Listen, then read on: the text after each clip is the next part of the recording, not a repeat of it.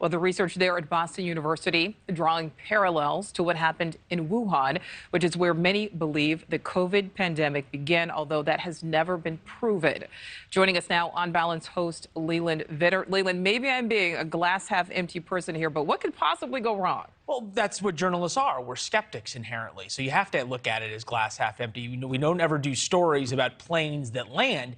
And the truth is, an enormous amount could go wrong here, not only in terms of the virus that has now been mutated getting out, and fair to say that the safety standards at the lab at BU is a lot better than the safety standards at the lab in Wuhan, where they were doing this gain-of-function research. Basically, what they did is they combined the contagious part of Omicron, which is far less deadly, with the original part of the virus that came from China into the United States that was far more virulent, the one that I was infected and ended up in the hospital with. So conceivably, if that got out, it could do an awful lot of damage.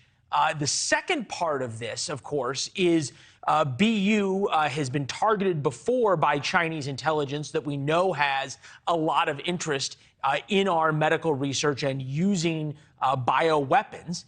In what is being done by BU, and we'll note from Evan's report, there wasn't anything in their list or in their statement about the precautions they took to make sure that the Chinese or other foreign intelligence services didn't gain access to this.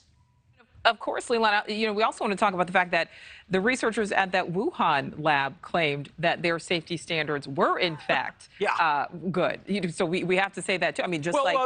You always have to say what they say. Right. You've got to follow it up with the facts, which is there'd been leaks from it before. They refused to have independent observers come in and audit them. And then as soon as something mysteriously happened to appear just allegedly a couple of blocks away from the Wuhan lab, the Chinese shut it down and denied access to the World Health Organization, and the scientists who were involved in the research disappeared. So Leeland, why would we want to essentially broadcast this to China and the world that this is happening? We're doing this. That's really a mystery, right? And we've asked Boston University to come on the program and to talk about it, and they haven't said anything. Evan's report, I thought, was pretty conclusive and comprehensive, especially about the parts that the NIH was kept in the dark about this.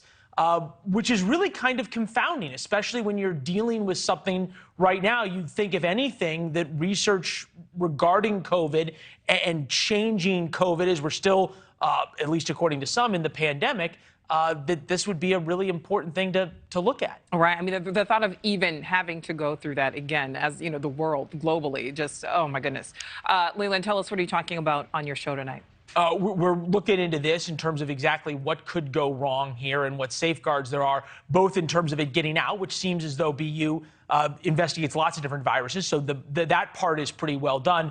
But more importantly, the dangers of the Chinese continuing to spy on American institutions and seemingly academia not really caring. So it may not just be about whether or not BU looks at COVID viruses, but all the other research that's being done in American universities that's still open season. And there's so much research being done. Okay, Leeland, thank you. We'll see you after rush hour. Thank you for watching. Go to newsnationnow.com to find News Nation on your television provider. And don't forget to click the red subscribe button below to get more of News Nation's fact-driven, unbiased coverage.